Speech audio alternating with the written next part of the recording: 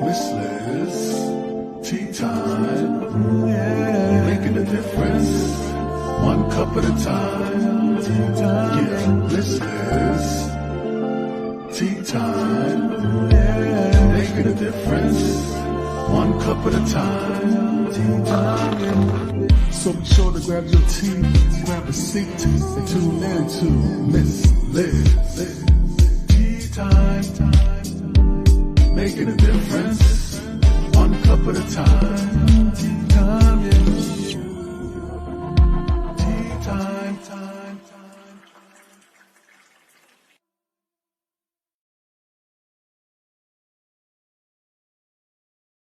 Well, welcome back to Tea Time. That's right. It is evening tea time, and I have an incredible guest in the house. She was on in season one. That's right. And we're already season five. So 5 years later, and she's back again. So I have Aime Hutton in the house, and we're going to be doing uh, Teach, Empower, Authentic Awareness tea tonight. So if you want to know more about that tea, stay tuned for that. But before we get started, we're going to get you over to Miss Liz's YouTube channel, and we're going to get you to ring that little doorbell. And you can watch these tea times at any time in the morning, afternoon, evening, whenever you feel like watching them. And you can also watch these replays over and over again, whatever tea time resonates with you. Also, if you see Miss Liz's Tea Times on any podcast apps, give that a follow, give that a subscribe, and check that out as well so you can hear the audio parts of Miss Liz and all her incredible guests. So what does Miss Liz offer you? Well, I offer you over 300 plus interviews with guests from around the globe for the last 5 seasons with all topics and all walks of life. So you're able to enjoy something. I guarantee there's something for someone out there.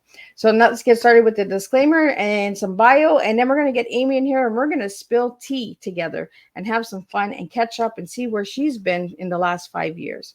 So the disclaimer for Miss Liz's Tea Time live show. Miss Liz myself is going live using StreamYard. Before leaving a comment, please grant StreamYard permission to see your name at StreamYard.com.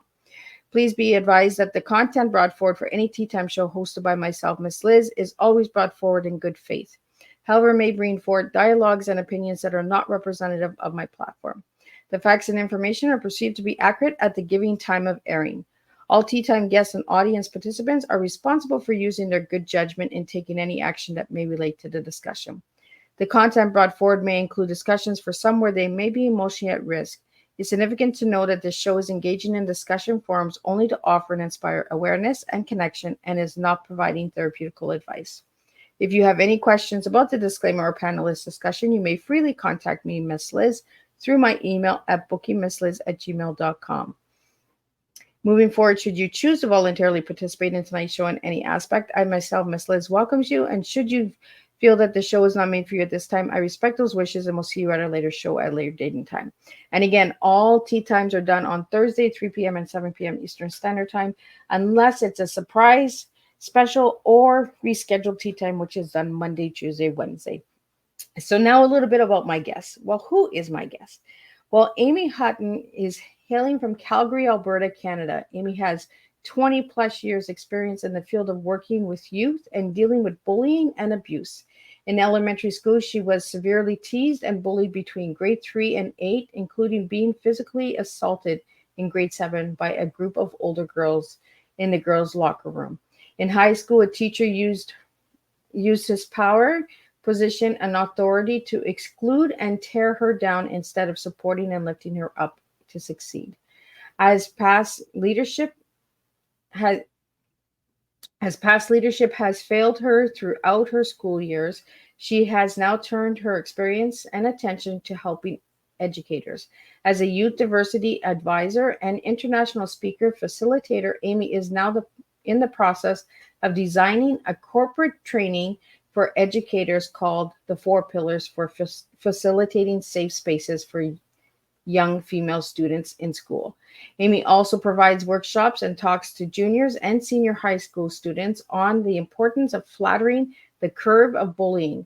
Aime sits on the board of National Networks for Mental Health Alliance, representing the province of Alberta, and is a member of the Gender and Sexual Diversity Advisory Board with the Calgary Police Services. Let me get Aime in here. And you know what? I think I got a little bit of the old bio in there. So let's see if we got anything new that isn't in that bio. Welcome, Amy. Hi. I think I got the old bio, right? I think you had a bit of the old bio in there. Yeah. Although it's still true what I do, yet things have morphed and changed and shifted. So, Right? yeah. I was reading that. I was like, I there's something that I'm missing here. It's all good. I'm happy to be here again. Hello. Hello. So, Amy, for the viewers that didn't see you or heard your tea time in season one, share a little bit about who you were as a little girl and who you are now. I know there Mm, was a little bit in the bio, but share a little bit about who you are. yeah.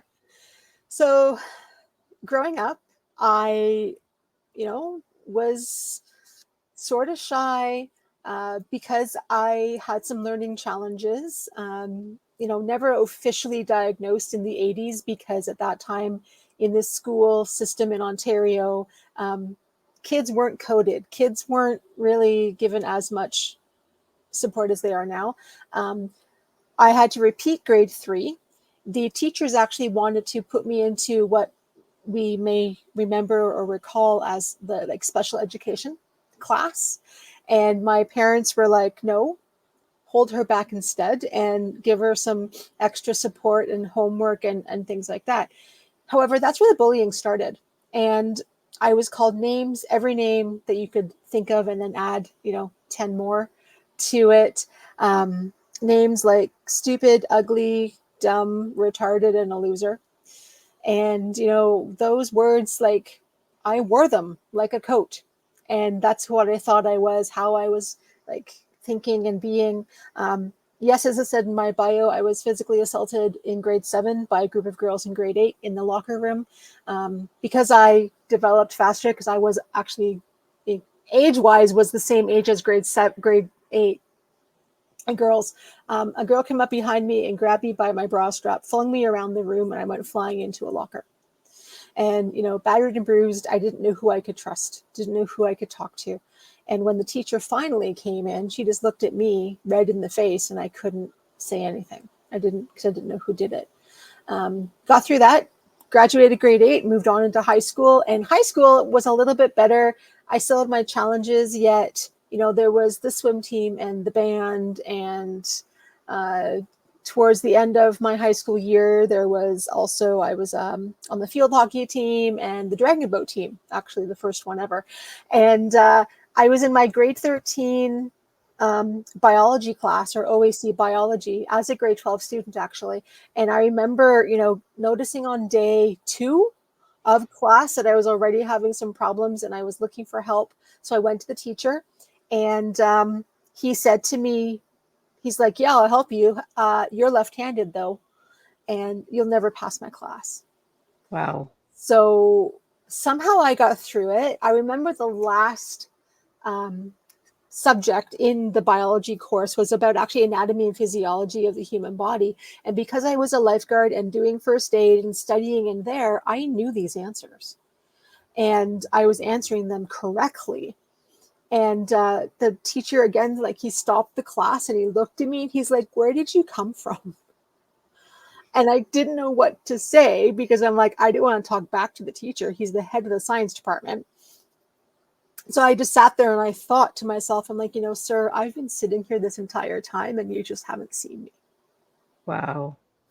So luckily, that mark was a passing mark, yet not in my top 6 OAC credits, because when you and I were going to high school, we had grade 13, we had our OACs, and those were the ones that took us into university. And the universities only looked at the top 6 marks. So luckily, biology was my 7th mark, so that got to be dropped. And on into university I went. So that's a bit about me from when I was young. And So Amy, I want to get into why you came back after 5 years. Like, there's been a lot that has happened in the 5 years since we've last talked. So yeah, Amy, share a little bit what has happened in 5 years. a lot has happened in 5 years. The biggest thing, and I know we'll probably dive more into this topic in general, yet what happened is in 2018. So I think I had already was about to be on your show. We were talking about being on your show. And in 2018, I was having these really weird dreams and I didn't know what they were all about. And I was talking to a friend of mine at the time who was a shaman and studied in dream work and shadow work.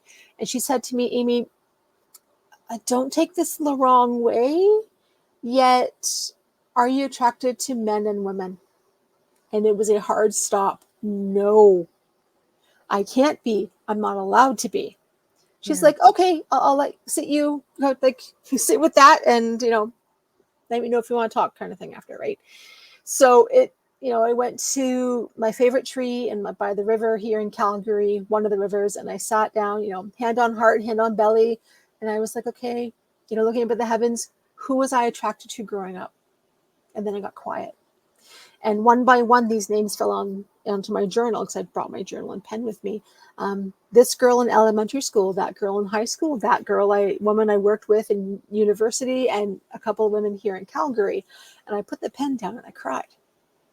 And okay, well, maybe I am. Maybe I'm attracted to women and men at that point. So it took a lot of internal work. I actually had what is known as internal homophobia. So I was afraid of myself. I was afraid of myself. I felt like an alien inside my own body because I've dated men before, one who was even abusive. Like I've been, I dated men. So this was a really big shock.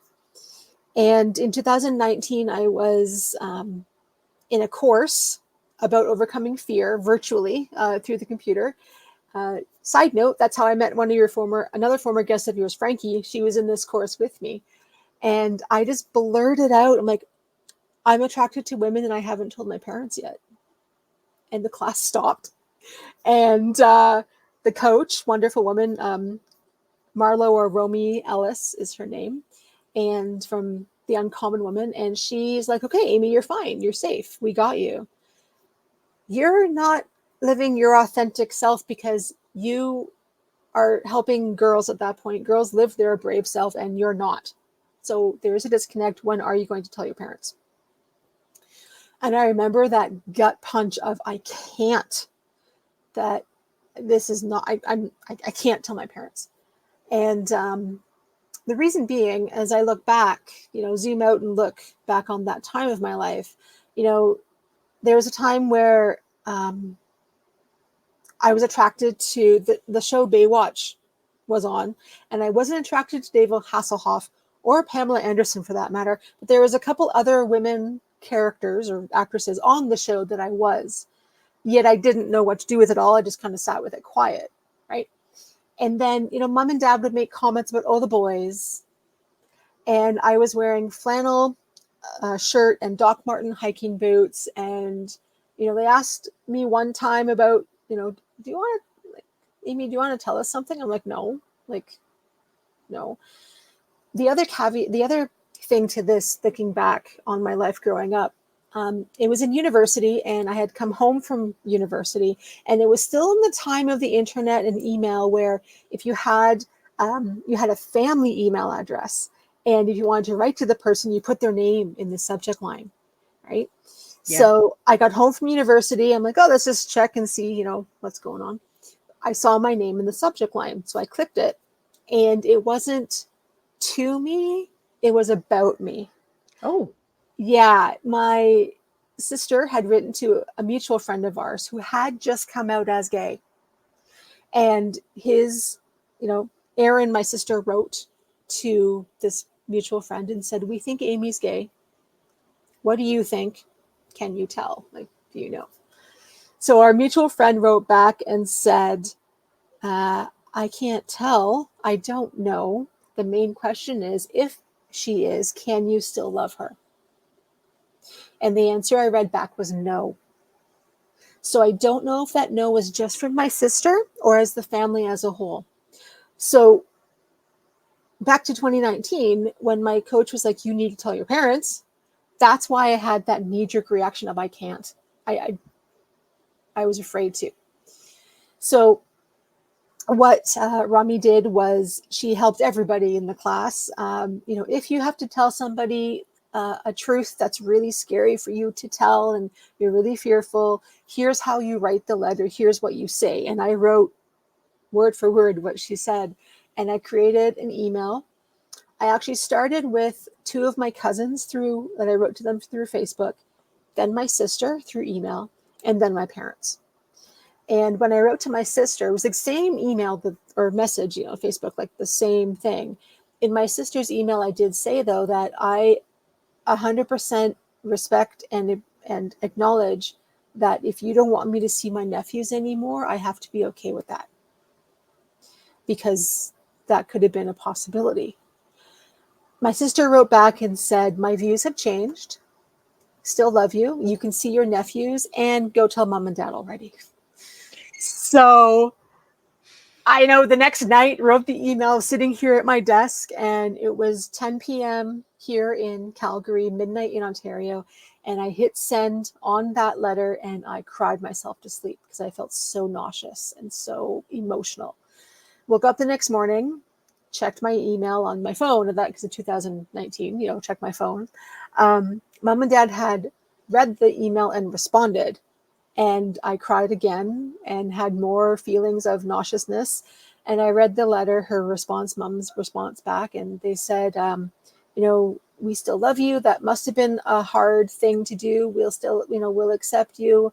And at the very bottom, she wrote, we thought something was going on, and you would tell us when you were ready. And I guess you're ready. Well, that's a good thing, though, Amy, right? Because your parents were they accepted it, right? Mm-hmm. I bet you that was the biggest fear too, because you were like, oh my God, they're going to reject me. They're going to turn away from me, abandon me. Yeah. Like there's so much fear, right? When you're coming out. Yeah.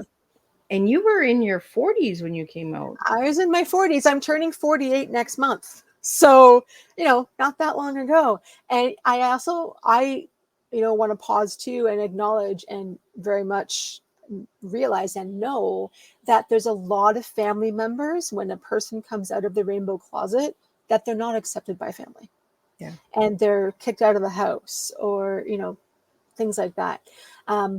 So once I told my parents in 2019, I'm like, okay, internet, social media is fair game. And I came out online and started dating. And that was an interesting experience. Went on a coffee chat date with this one woman that she's like, well, how do you feel about sex? I was like, well, I kind of skirted that question because I have never had, at that point, never had sex with a woman. And so I didn't really know how to answer. Also in 2020, I worked with my coach one more time, one-to-one, so privately. Yeah. And she said through the computer screen, because it was during COVID, and she was in Thunder Bay and I was here in Calgary. She's like, Amy, are you just attracted to women only? And I started crying. She's like, uh-huh. She's very intuitive. Yes. So she's like, tell me that. Tell me again. And she had me, like, I started off as a squeak whisper and then grew and grew until I was able to say, hi, my name is Amy and I'm a lesbian, without batting an eye. And then in 2021, I met my now wife, and we both took a risk because I had never dated a woman, and my partner, she had obviously been dating women before, and she was on a big break, like she hadn't dated in a long time.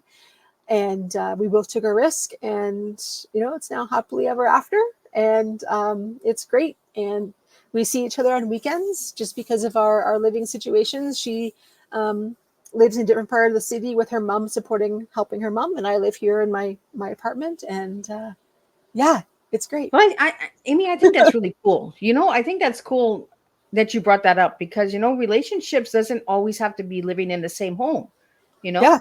And I bet you that actually helps your relationship as well because you have that distance, right? So when you see each other, you enjoy each other instead of having somebody all the time around, right? And then you're just like, oh, like, what are we going to do today? What are we doing tomorrow? What are, but then when there's that space, and space is good for a relationship, because it gives you that independence as well. Yeah. Like we would like to find a place together and, have a condo apartment or something together. Yeah. It's just right now it's not the right time. And we acknowledge that. And we do still, though we do, as I said, we do want to move in together. Just not right now. So. So Yeah. saying those words, Amy, coming out of the rainbow closet, how does that make you feel? It makes me feel happy. It makes me feel a little giddy. Like I'm excited how happy I am. Like it's been interesting. Um, and friends have noticed. They're like, Amy, you're so much happier. Like you're so much happier now. Um, Although I will say too that the way the climate is here in Calgary in Alberta, it's not sometimes the greatest in the world because of what the government wants to do. Yeah. So, you know, we do have fear still in 2024. I've been called. I've. It was 2020, and I was wearing a mask because that's when we were wearing masks and going to a store, and there was mm,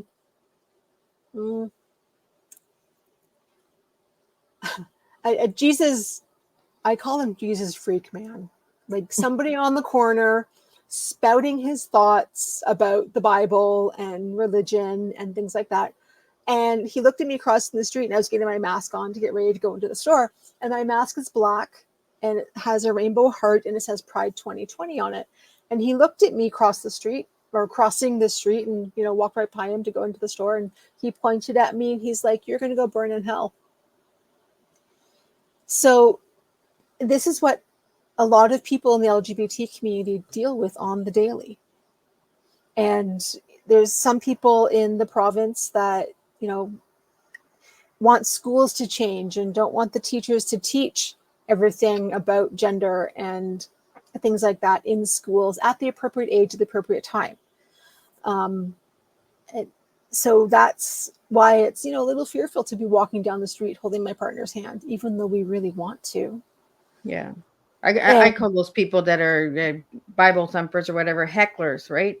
yeah, They're heckling, but they don't believe in the word themselves because you're not to judge another, right? Like yeah, like we're all human beings, and I have all walks of life on tea time, like yeah, and it just because it's not my lifestyle doesn't mean that I can't have a friend that's their lifestyle, right?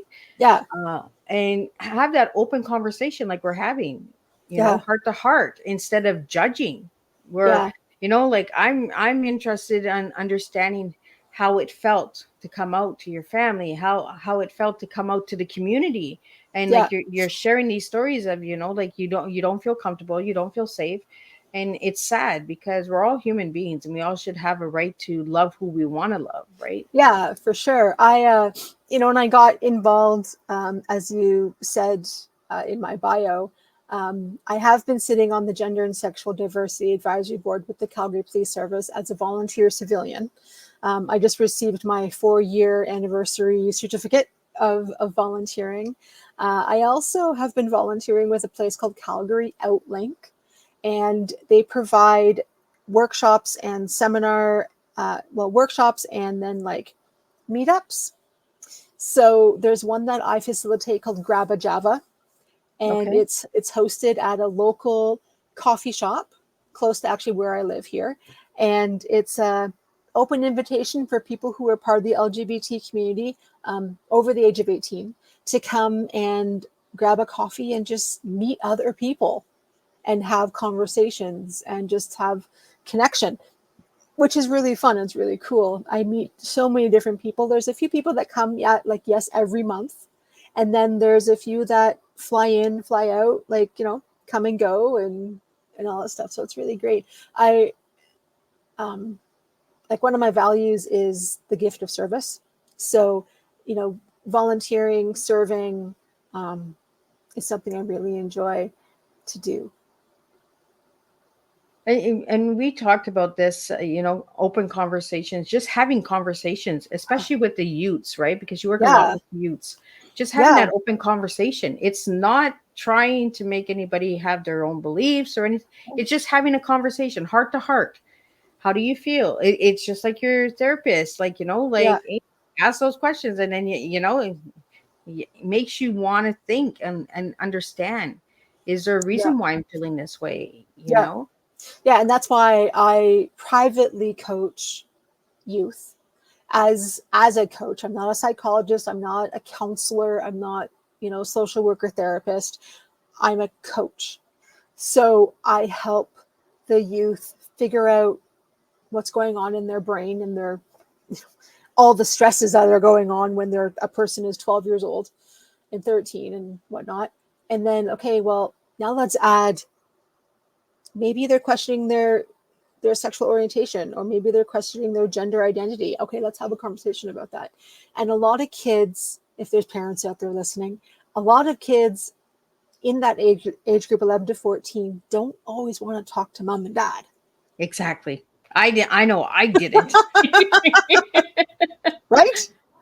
I was just So, like you're trying to figure out yourself. You're in your teen hormones, right? You're just like, oh, okay, I like this, but no, I don't like that one. Oh, it's even like if you like a guy and there's one guy that you're like, ooh, and then the next one you're like, oh yeah, you know what I mean? So yeah, that's how it is with women too. Like, yeah, having that connection with girls and saying, oh, I don't know about that girl, but oh, that one, I'll check her out. Like, like yeah, it's normal. it is. Yeah, And I think we're in a society today where people are making it abnormal to be normal. yeah, There's too much focus on, well, you have to feel this way and you have to be this way and you have to.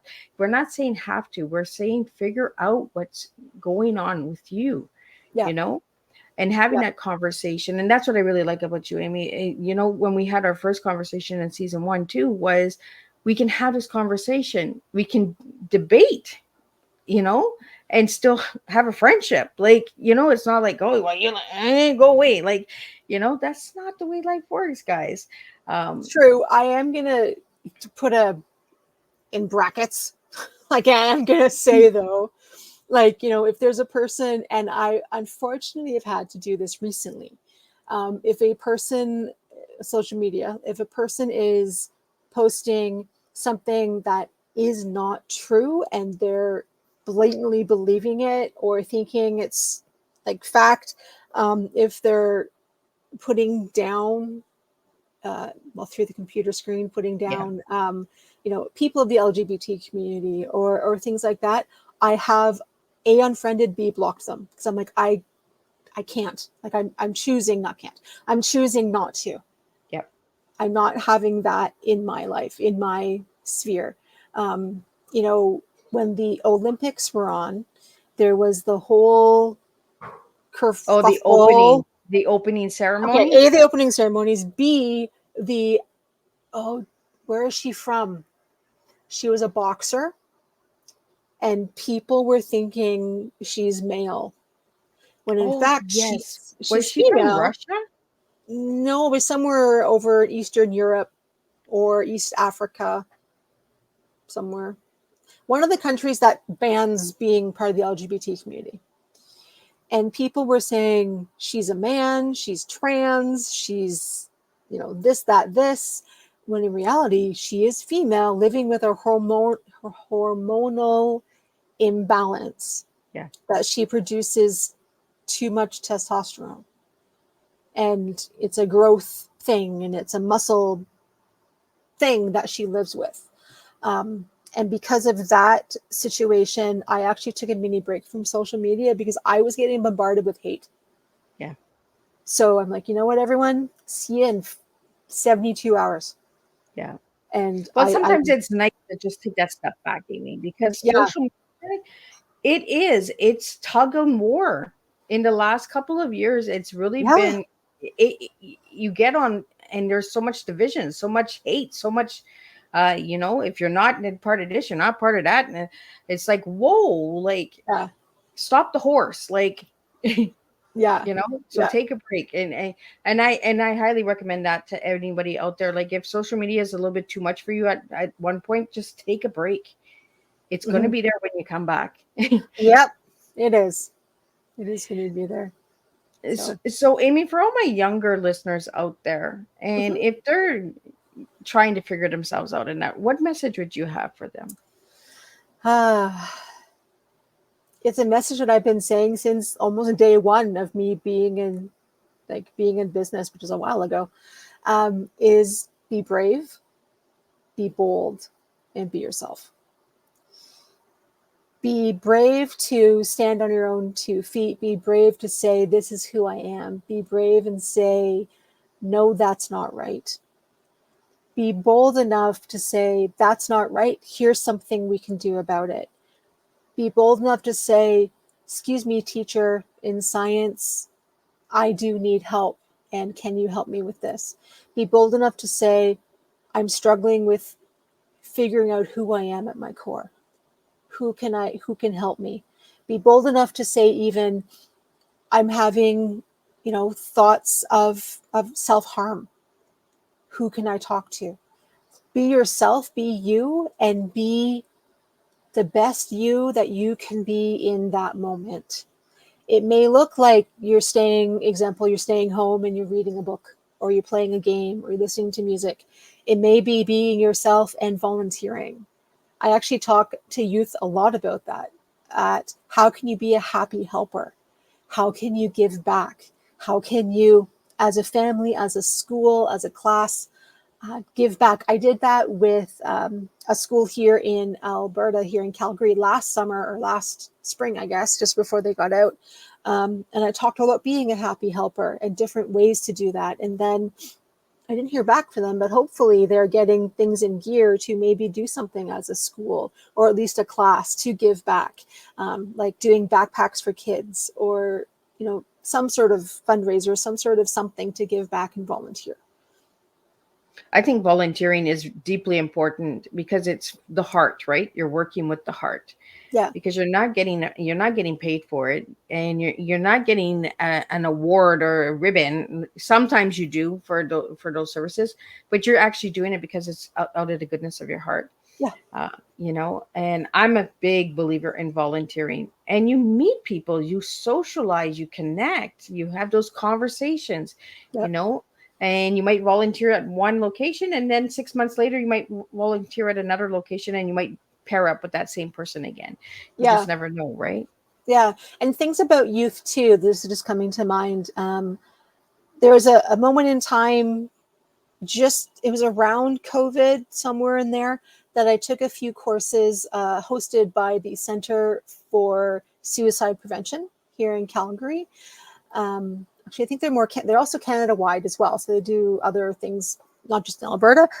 And I took the prevention course for youth and suicide. And one of the things I remember from there is that two things. Youth choose their safe person to talk to. And if you're lucky enough to be that safe person that they talk to, your role is to guide them to safety. So if a student says to a teacher that they've been self-harming, your thing is to thank them, tell them that thank you for trusting me, thank you for sharing that with me. As a teacher, because of rules and protocols, who can I go to? I need to tell somebody else that you trust, hopefully in your family. Who can I go to get help for me to help you? Because they are a youth, that step does need to be done. And other statistics about, I don't have them off the top of my head right now yet, a lot of youth who are a part of the LGBT community, and then if you narrow that down even more to the youth who are part of the transgender community or the non-binary community, their rate of attempting to die by suicide is higher than a straight cisgender youth. Oh, wow. Yeah. Yeah. And so what's the reason for that, Amy? Parents not believing, they don't feel safe, they don't know who they can trust. Maybe the parent has said, okay, go live somewhere else. Different reasons. And it has a lot to do with, that wanting to be okay, and they don't feel like it, and they don't know how to stop the pain or stop the hurt. And they they choose to self-harm because it maybe gives them a bit of a relief.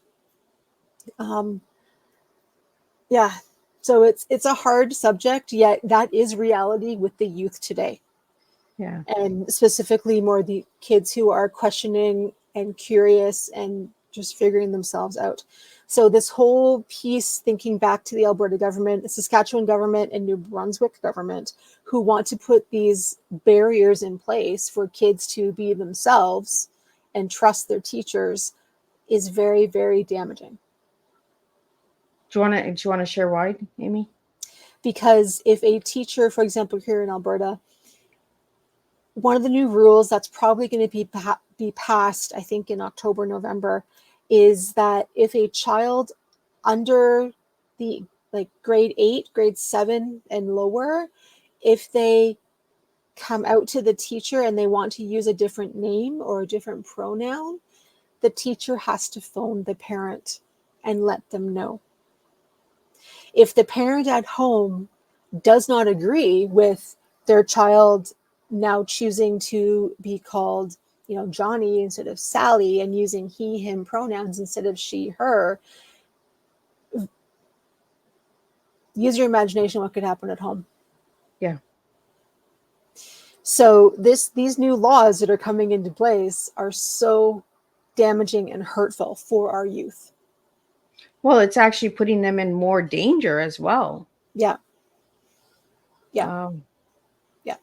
So sorry to go on. I'm glad that we're getting this out there, Amy, because there's all walks of life listens to Tea Time, and I want you all to feel safe, no matter who you are, where you come from. Feel safe in who you are as an individual, because I think it's deeply important that we start accepting everybody for who they are.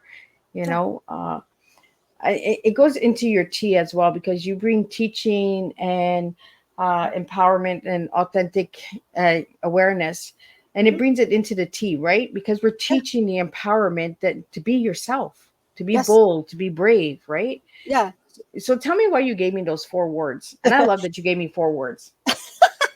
Teaching, yet that is just something that I feel we need more of, and which ties into the empowerment teaching, about self-acceptance. That is my keynote that I do give, that I do provide to schools, junior, senior, high students, is self-acceptance is my superpower, and being okay with that.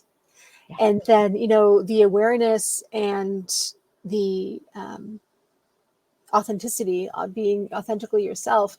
Yeah, there's days where I really don't want to be me out loud, big whatever, yet I choose to be, because that's who I am and I cannot not be myself. Yeah. And awareness actually links in with education. Because thinking of other topics I've spoken about, dating violence or domestic violence, and especially to kids and youth and stuff, is, education and awareness is needed in all school levels to learn about all these different things.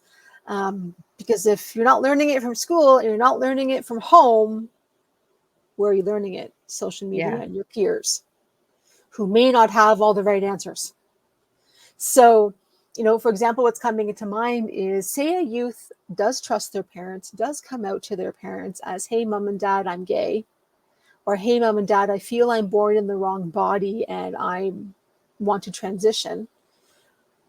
First of all, youth who are transitioning, it is a long process. It's not an overnight thing of, okay, we'll do the surgery, here's like medications, and okay, we'll dress you different, no.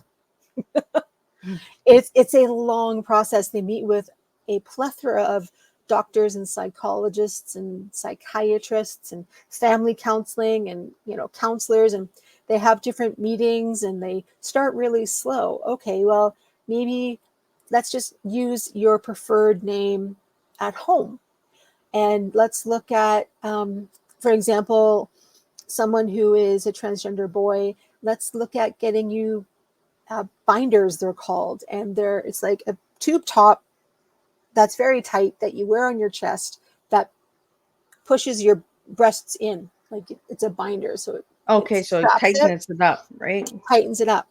Okay, so let's do that.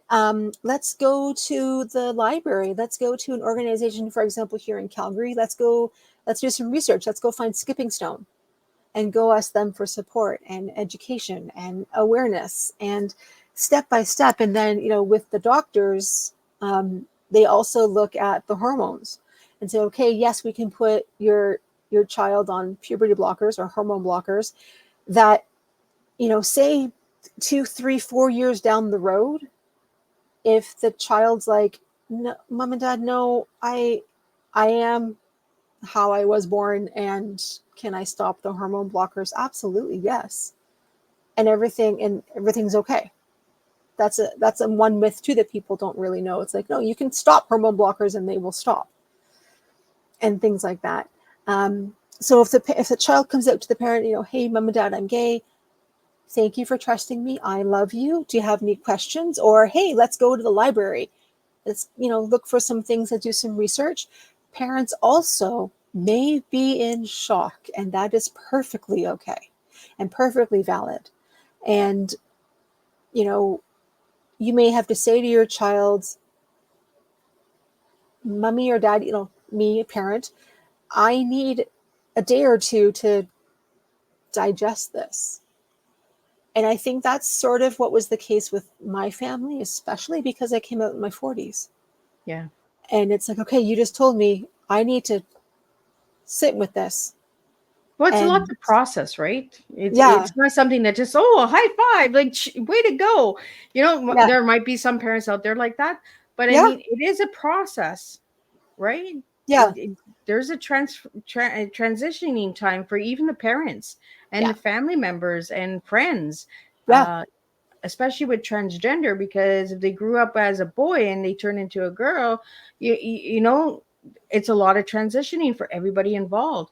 yeah, And I find that there's not enough education out there. There's not enough services out there to make people understand that this is what is best for them. Not yeah, best for what's for everybody else, but what's best for them. yeah, yeah. And as I said, it's a long process for youth, even for adults as well. Um, I think when I first came on your tea time, I think I might have been talking about the book that I compiled, Yes. the Inch by Inch Growing in Life book. Yes. And one of my authors in the book, who is unfortunately no longer with us, she passed away. Was Two Spirit, and that is the indigenous word for trans. In a way, the indigenous word for transgender. Oh, So, yeah, Two Spirit. That's where the 2S comes from in the LGBTQ 2S plus. Or some people write it 2S LGBTQ plus. If you don't know what all those letters mean, 2S is Two Spirit, L is lesbian, G is gay, B is bisexual, T is transgender, and Q is queer or questioning. Now, recently, I learned something about the language, the order of the letters. So 2S a lot of the time is now put at the front because the indigenous people were here before me. Like, I'm a settler, and the indigenous people were here before I was. And then the other piece I've learned is before the AIDS crisis in 1980, it was GLBT, or oh, sometimes just GLB. GLB, yeah, GLB. Then the AIDS crisis hit. And a lot of the women, lesbian women, looked after the gay men because the hospitals wouldn't, their family wouldn't. So the lesbian women did. And to honor that, they switched it around, and now it's L before the G.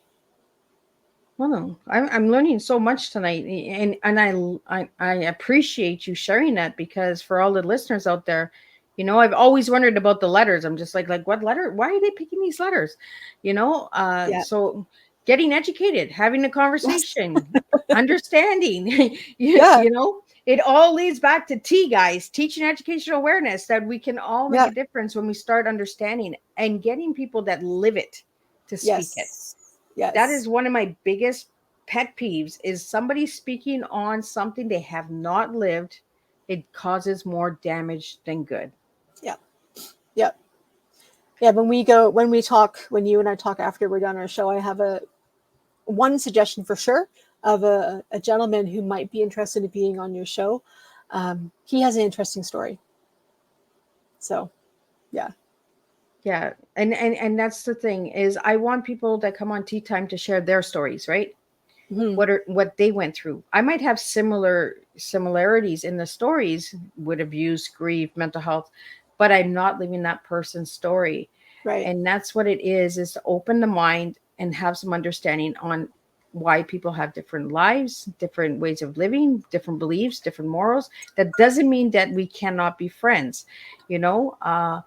And the thing is bringing people together, having open conversations and sharing, teaching. Like you said, we need more teaching, Yeah. and the empowerment. I asked you this question when you were on the last time. I remember asking you this. When you hear the word empowerment, what do you think, Amy? I think of, I don't know if it's the same as before, but what's coming up today is just empowerment and the self belief and that self empowerment, that self acceptance, being myself and feeling strong in, my mental, my spiritual, my emotional and physical body to be okay to be myself. And I think it was close to what you said the first time, but but it's been 5 years, guys. Like, Yeah. a lot has changed in 5 years. We've Yeah. all changed in 5 years. I know I'm not the same person I was 5 years ago. Uh, so, Amy, I want to get into the colors because I asked you what your favorite color was, Mhm. and you said purple and rainbow. So let's go with Yes. purple first, and then let's go with the rainbow. Why purple? Um, I've liked it for a long time. Um, Growing up and still to this day, my mom's favorite color is purple. Um, I like, I just like all things purple. I like the color. Um, a funny story about my mom when I was little was she actually had purple suede Nikes. And yeah, so that was kind of fun. She That's and not the blue purple. suede shoes. She had the purple suede. She had purple Nikes. Yep. That is cool. See, and that's probably why you're connected to the purple is because it reminds you of memories and Oh that. yeah. Yeah. Yeah. She still wears purple today. Like, go through her closet. It's probably lots of purple. So let's get into the rainbow. What's with the rainbow? I just like all the colors of the rainbow. Like, I don't have them in front of me, but people can do a Google search. Um, they're the rainbow, the pride flag is a rainbow, right? And all the different colors mean different things in that rainbow. And example, I'm pretty sure red is love. I forget what orange is. Yellow is sunshine. Green is nature. Um, Purple is, or the violet is like the universe, and I think like spiritual type thing. And the other colors also mean different things and different symbols of the pride flag. I just love, like, my closet hardly has any black and brown in it. Oh, well, look at It's that. mostly color. I have the odd like black and white top or maybe something with some brown, yet mostly it's all color. Well, the color is good. I like color. I like bright colors on clothes, right? Because it Yeah. makes you feel good. Uh, if you want to I think black is like sophisticated, like an office kind of business style, kind of locked up kind of Yeah. thing. But then you can wear a nice black dress and look good too. But you know what I mean? Hmm. It's the time and place for everything. Right. So, Amy, I want to get into you do speaking as well. So let's get that out there. So, how have you been doing with speaking? Because you've spoke at Bridget's events a few times, right? I've spoken at the Women Talk events, multiple locations. I just love one part of my speaking that ties into education and teaching, or empowerment and teaching and awareness, is I've developed a whole new talk more for organizations and corporate, even, that it's called Queer 101. And it's, why is the queer community who they are, who we are, what does our pride flag mean, what do all the symbols mean, what do all the rainbow alphabet, what does that all mean?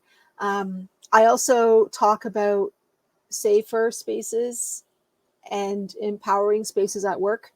I share a story about a situation I went through at a workplace that wasn't all that hot and great.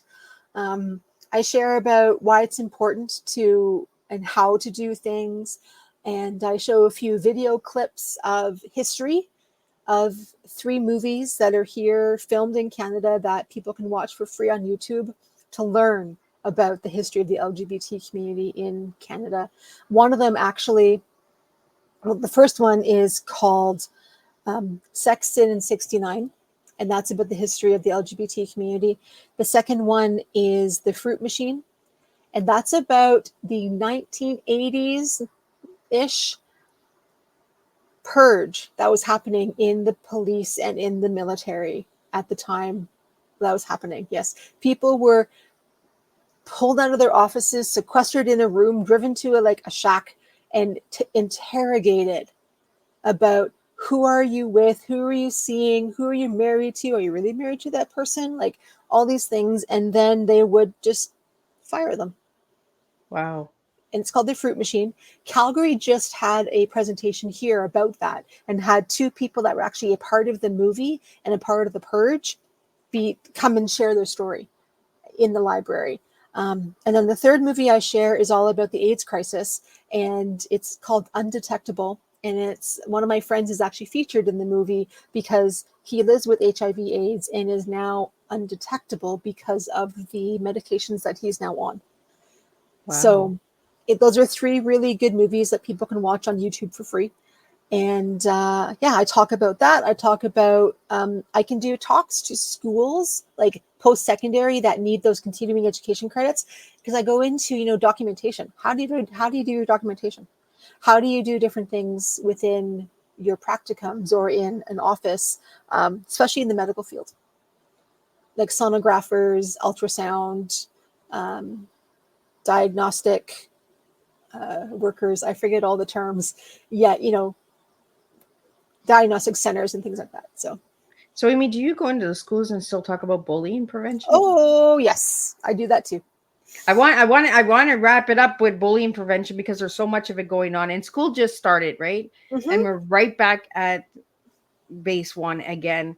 Yep. It seems like as soon as school starts in the new season, we're right back where we were when we finished up at the end of the year, right? I know, yeah. And I remember during COVID, because a lot of the schools were homeschooling or virtual calling classes and things like that. I remember someone saying to me, I bet the teachers are happy that everybody's at home because the bullying isn't happening. I'm like, my eyes went, pardon? Bullying still happens. It's now just through the computer screen and on their phones. That whole world of cyberbullying that, luckily I didn't have to experience. I could go home and shut my door at the end of the day. Yet the kids today, it's constant. It does not turn off. So yes, I speak about self-acceptance is my superpower is the keynote. And I pretty much share my bullying story in different grade levels, like different times of my life in different grades. And yeah, it's all about being yourself and accepting yourself of who you are and being kind. Yeah, because bullying is a big pandemic. Everybody talked about COVID being a pandemic. I think bullying is a pandemic because a lot of people hide behind a screen and they think that they can just be anybody they want. They can be a god. They could, I have the power. I can type, and their words, it doesn't matter, right? But words do matter, and words hurt. And the prevention of our children, especially getting, being aware of what our children are watching online.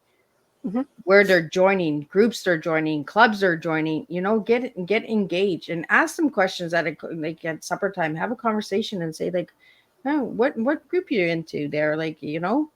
I think that open conversation needs to really come back, like the Sunday dinners where the family all came together and everybody asked how was your day? Yeah. I had a thought on that.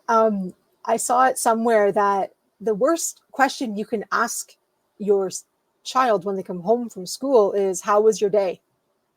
Oh, Because you will get fine or no answer.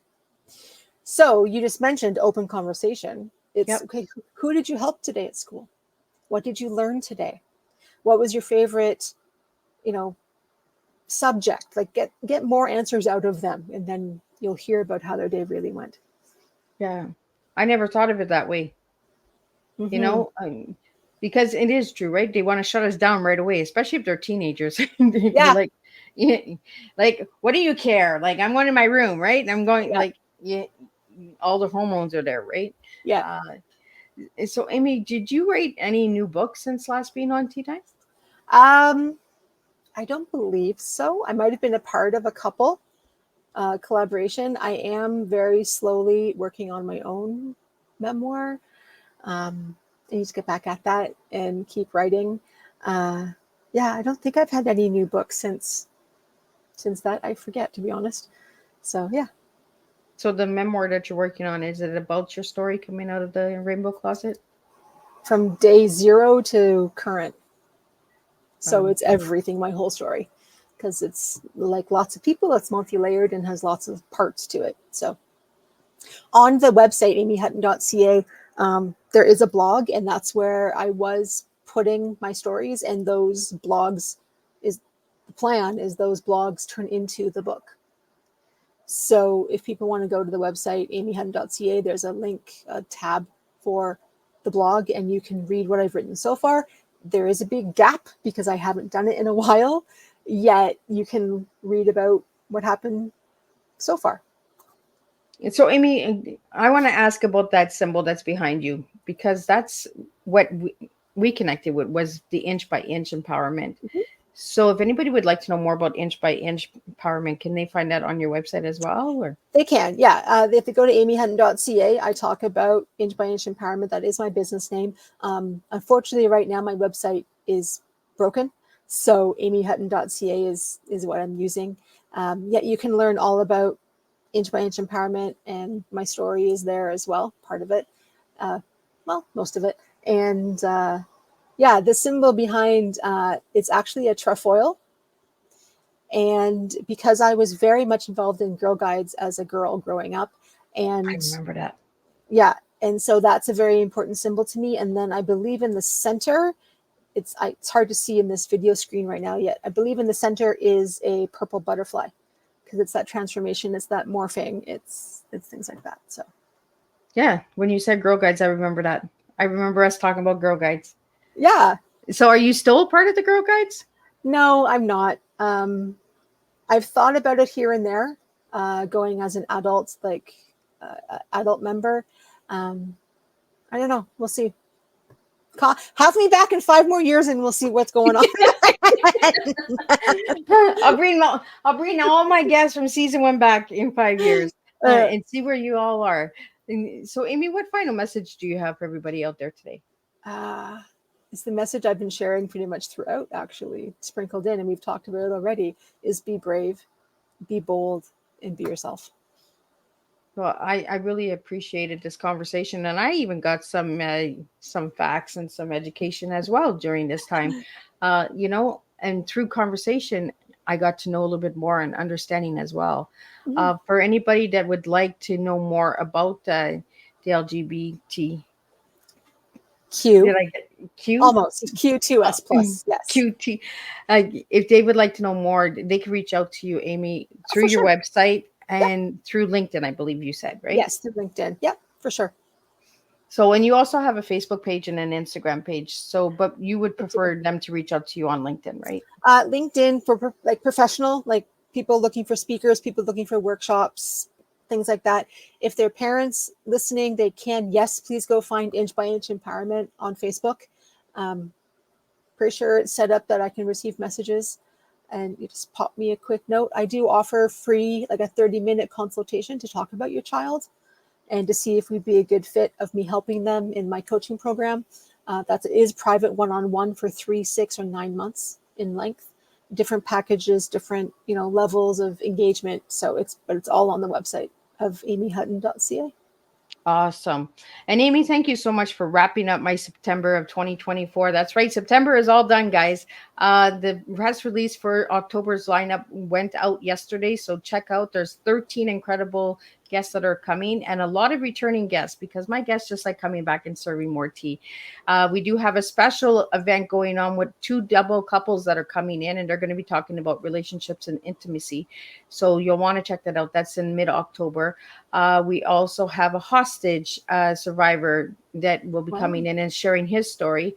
And we have a girl who rode a bicycle from Canada to Mexico with a brain tumor. So she'll be sharing her story. So we have a lot of incredible stories coming to the table.